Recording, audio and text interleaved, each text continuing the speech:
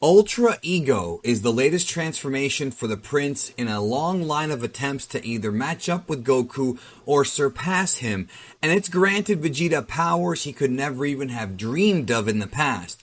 A destructive power taught to him by Lord Beerus, the god of destruction of Universe 7. Today, I want to deconstruct Ultra Ego Vegeta and explain why the road of destruction is befitting of Vegeta's strongest form yet, and what it took for him to get here. Trust me on this one, you will not want to miss this video because I got some really interesting stuff to say. Whether or not you are a Vegeta fan, stay tuned. Many of you are fans of Dragon Ball and retro games like me. You gotta pick one of these up. Limited edition right now. Vintage Dragon Ball, Super Mario Bros. 3 Fusion merchandise available right now in the new Geekdom 101 store over on Redbubble. These designs are some of my favorites I've ever done, and you can get it in multiple different sizes and multiple different colors as well. Whatever color you'd like, ships anywhere in the world, including the United States, and you can get it by the end of the week since a lot of you guys are shopping this week. Not to mention, if you don't want a shirt, you can also get an essential shirt, a tri-blend shirt, a v-neck, a hoodie. There's all kinds of different designs or shirt types that you can use with this design. I will leave a link down below right now and pick up your vintage Dragon Ball Super Mario Bros. 3 hybrid shirt because they're going fast and I love them. I love them so much. In order to truly understand Ultra Ego Vegeta, you have to understand Vegeta. And sometimes in this fandom, Vegeta's fans don't even understand Vegeta. Now, I'm not going to go deep into Vegeta's past here and overtly focus on his character arc throughout Dragon Ball Z and now into Super. That's a separate video. I'm going to discuss why Ultra Ego is befitting of the king and how he got here, specifically understanding his roots and how it ties all the way back to when Vegeta was a kid. I've talked about this before, but you have to remember that Vegeta comes from a class-based civilization. Your value as a living person, how you are perceived by your civilization, is based on your power level when you are born, which is what drives Vegeta absolutely nuts throughout the majority of Dragon Ball Z. Vegeta could never comprehend as to how Goku was able to not only keep up with him, but at many points surpass him despite being born with such a low power level, and despite Vegeta constantly reminding us that he's the prince. He's not reminding the audience he's the prince, he's reminding himself that he's the prince because he thinks deep down inside that he deserves to be the strongest just because of his lineage. And that is not how it works in this world. It's a lesson that Vegeta learned from getting to know Goku. They're the same race, but yet Kakarot was born with such a low power level, he was thought to be low-level trash. Vegeta has no time for that, but yet he can't fathom that Goku is not only more powerful than him, but also a fighting genius. And this is the root of why Vegeta's speech at the end of Dragon Ball Z makes sense. But once again, that's something that's very often misunderstood by the fans. But I will do a video in the future explaining that so that people finally can understand what he was trying to say. Let's go back though. Let's discuss Vegeta's evil and his ego versus actual true evil. Interestingly enough, a lot of times the word ego and evil are interchangeable. Vegeta did a lot of truly evil things when he was younger because of his ego, because he could do it, not understanding that these things are not the right thing to do. And just because your daddy happens to be the king of the Saiyans on planet Vegeta, he thought it meant he could do whatever the hell he wanted for his whole life until he was matched up against foes that tested him, like Goku and later on Frieza and other characters in Dragon Ball. Throughout his entire life, Vegeta was coddled and convinced to be superior to everybody else. He's a super elite. His parents, especially his dad, would keep reminding him of that. Plus, he did have a lot of power. He was way stronger than Nappa and stronger than Raditz and stronger than pretty much anybody else except for Frieza, not including gods and things like that. And then Goku came along and rocked his world. Go back and look at Dragon Ball Super Broly and even the original Bardock special. When Vegeta finds out that Planet Vegeta is destroyed, we don't see him crying or being emotionally disappointed. He just says, great, now I'll never be the king. He does not care about anybody who's weaker than him. At least in those days he didn't. It took Goku and eventually Bulma and Trunks to make him come around and learn what love actually was. Now, why does he not care? Because Vegeta does not value anybody who's weaker than him. He just doesn't throughout most of his life. This is why Vegeta never wished for Planet Vegeta to come back. This is why he never cared to bring back his own race, because to him they were all weak and they all died. And it took a long time before he realized that there's more to life than just being the strongest. Even before Dragon Ball Super Broly and the Bardock special, this is established multiple times in Dragon Ball Z. In fact, the first time was when Vegeta killed Nappa. Nappa was Vegeta's best friend. These guys had wars together. They traveled all over the universe collecting planets. These guys bonded for a long time, but he soon saw that when Nappa lost to Kakarot, he was of less value to him, and thus Vegeta blew him up and did not give a damn. Now, there are similarities to this when it comes to Beerus, but they're not quite the same. Beerus has the unfortunate, or some would say fortunate, job of being the god of destruction of Universe 7, which means that it's his job to keep the universe in balance with the Supreme Kais, who are the gods of creation. So Beerus has to destroy people. And Beerus has gotten to the point where destroying civilizations and planets and living beings don't really affect him that much. Granted, there are some exceptions, but when you're going to take the job of being a God, you have to, in your head, not have sympathy for those who have died, not be soft-natured, and be able to just destroy because it's your job. Now, obviously, there may be some guilt in Beerus, but we never really see it. And that's kind of the similarities between Vegeta, the old Vegeta, and Beerus.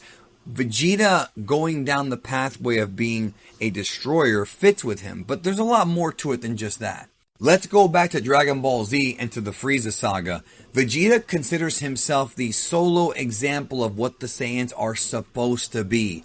The reason why he takes all of the sins onto himself is because he believes that he's obligated to be the ultimate example of what the Saiyans are.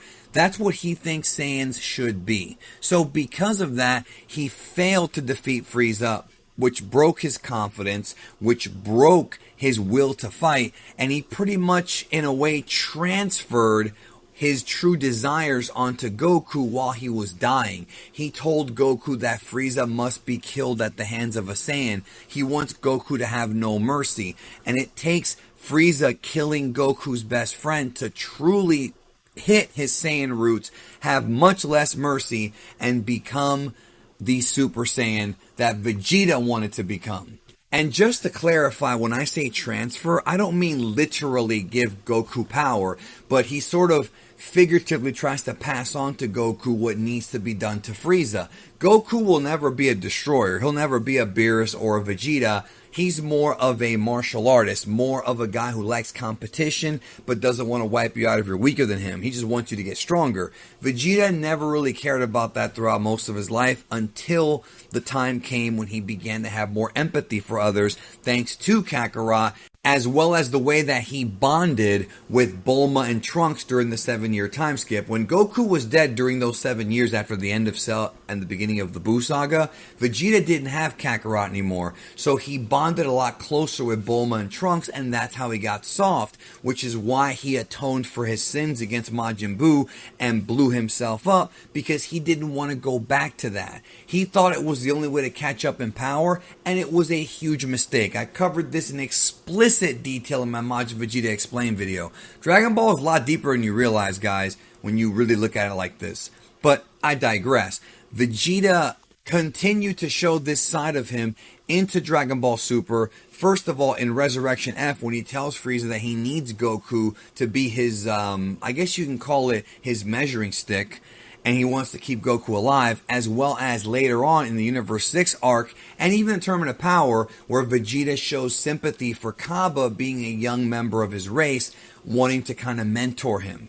Vegeta has really changed a lot, even into Dragon Ball Super. So if somebody ever tells you that Vegeta got no development in Super, that's BS. He really did.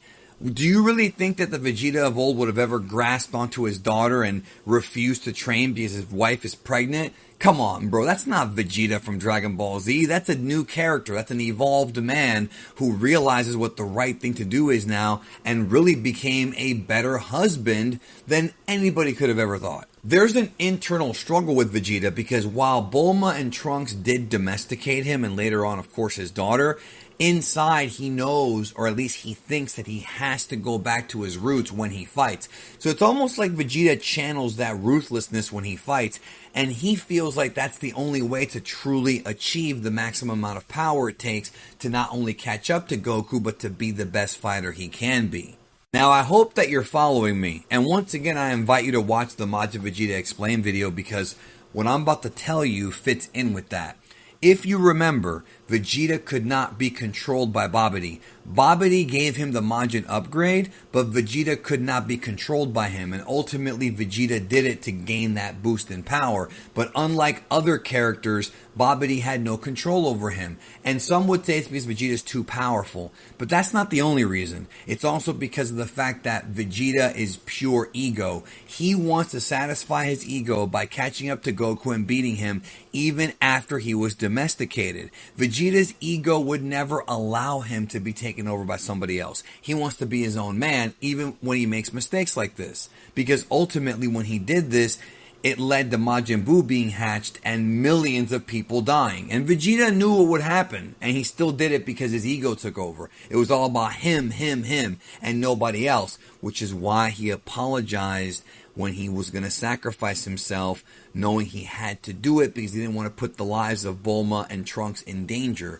the people who he really cared about at this point in his life. So like I said, it's almost like Vegeta's kind of fighting with himself in a way. He wants to be, he still has, not wants to be, but he still has that ruthless nature inside of him.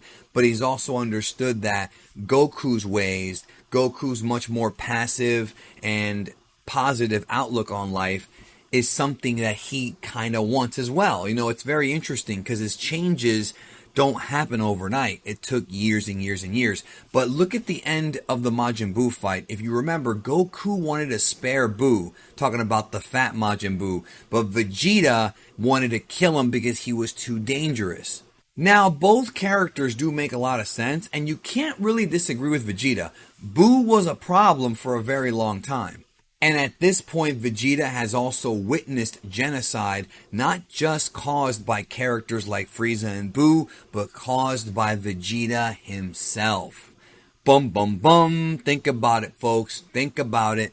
So now we're starting to tie things back into Dragon Ball Super. Vegeta, we saw a little bit of his guilt in the Moro arc when Vegeta felt bad about killing all those Namekians all the way back in the Frieza arc. But that brings us over to the Granola arc where Beerus is legitimately criticizing Vegeta's guilt. Why? Because Beerus, as a destroyer, feels that that guilt is unnecessary. He has to expunge the guilt out of his heart because that's his job. So for Vegeta to become Ultra Ego and really become a god of destruction in the eyes of Beerus, he has to let go of the guilt and realize that sometimes you have to destroy. Now, in this case, it's not Vegeta's job like it is Beerus's, but that power he wants to harness, that destructive Hakai energy, has to come from within. It's a mental game. Martial arts has always been about mind, body, and spirit. In Dragon Ball, through Z, a lot of GT, and a lot of Super. And although Super is not quite as well written as the older series, the tones of martial arts still stand, and the ability to have mind and body as one will always guide you to gaining the best amount of power. Look at Goku. The Kaioken is a technique that involves mind, body, and spirit. The same goes for Ultra Instinct. So Vegeta has to have a mind, body, and spirit that is guiltless, that is egotistical, only about himself. Are you following me now, folks? Hence, Ultra Ego. But I'm not done. I am not done. By the way, leave a like right now because this is one of the greatest videos of all time. Yeah, I said it. Ultra Ego. Oh my God, Geekdom's Ultra Ego. No, in all seriousness, I'm very proud of this, but we're not done yet. We're not done yet. So remember how in the moral arc Vegeta acknowledges, albeit it sounded a bit sarcastic, that he's bound for hell. This is more of that ego. Don't forget that Vegeta's whole character throughout Z is that he has the Saiyan pride. You know, a Saiyan always keeps his pride. Pride and ego go hand in hand, folks. So for Vegeta to have a transformation that's really about something egotistical as Ultra Ego, even though he's not a bad guy anymore, you don't have to be evil to have an ego or to at least tap into it when the time is right. If you're an athlete, a professional athlete like LeBron James or Tom Brady, you have to sometimes be a leader, and sometimes that requires you to find something deep inside of you to pull out and to tell yourself, you know what? I've done it before, I can do it again. And that goes for life. If you're trying to get a girlfriend or trying to get a good job or a career or pass a class, it's not about being egotistical. It's about finding something inside your gut that's going to give you that power, that push to finish and to really be proud of your work. There is nothing wrong with having a little bit of pride in your work. But sometimes too much pride can cost you, which is a recurring theme in Dragon Ball Z when it comes to Vegeta. Vegeta thought he could beat Goku, and then Goku busts out the Kaioken and hurts him. Vegeta thought he was a Super Saiyan against Frieza. He got humiliated. Vegeta thought he had gotten strong enough to beat the androids. Android 18 punked him out. This guy over and over again lets his ego get in the way of things. However, at this point, with his new God of Destruction power, that ego is exactly what he needs to tap into it. So in a way, we've come full circle. Although Vegeta himself has changed, sometimes you got to go back to your old self to find out who you really are. And Vegeta is a pretty complex guy. So when you think about it, Vegeta is pretty much the villain of the villains. He's pretty much almost always been a bit of an anti-hero, but I think at this point in the series, he's still a bit more ruthless than Goku is, but he knows right from wrong this time, and so he punks out the villains. Whether or not he succeeds or not depends on the story, and he does it because he feels like it's the only way that he knows how to do it. He will never be like Goku. Lord Beerus tries to explain to Vegeta that being a god of destruction means having no mercy and no guilt, because there's so much destruction that you cause that if you had mercy and guilt, you'd stay up every night and not get any sleep because of the guilt you'd feel. You have to basically therapeutically remove the guilt from your soul. And in Vegeta's case, it's not going to be something he always does, but if he wants to tap into Ultra Ego, that's how he does it. So we see manga panels in Super of Beerus teaching Vegeta what it truly means to be a destroyer god. The very same thing that Vegeta has taken pride in the majority of his life, which is not having any mercy. You gotta treat the villains like that, homie, not the good people. And that is the true secret of Ultra Ego. And Beerus recognizes that unlike Goku, Vegeta is much more apt to this because he has a history of doing this. But first, Vegeta has to overcome that guilt because it's holding back his true potential. And you'll notice during the fight with Vegeta and Granola that he's tapping into the part of Saiyan nature that he's tried to embrace his entire life before meeting Goku. Their instinctual drive to fight and to win, essentially to destroy. And the more he fights, the more his brain and his body come together during the fight, and it allows him to really get into that destructive inner power he's got to unleash it on whatever foe may face him. But yet, things get interesting because during the fight with Granola, Vegeta realizes that he's having trouble tapping into those instincts because Granola is literally a person that is an example of why Vegeta feels guilty. Granola's people are victims of the Saiyans.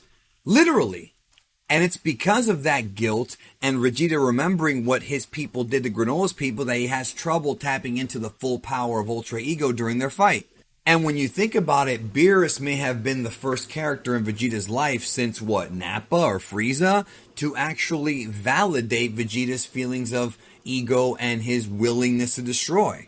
And if you're going to destroy, at least you're going to destroy on the side of good instead of the side of evil. Even though you have to use your ego to do it, as long as you're saving lives ultimately, that's the right thing to do. Even though you can easily lose control, because at one point Vegeta was going to blow up the entire planet. He didn't care because he got too caught up. But that's how you get the max power out of this thing. So taking this God of Destruction pathway makes the most sense for Vegeta, and for Goku, taking the pathway of Ultra Instinct, the more pure route, fits for him because unlike other Saiyans, Goku is not racked with guilt his whole life. The Saiyans took over planets for Frieza. They killed people, and some of them didn't give a damn. Some of them did, like Bardock. Goku, however, does not have those sins in his soul. So in many ways, when people say Vegeta has regressed, I don't think so. That's not what's going on here. I think he's actually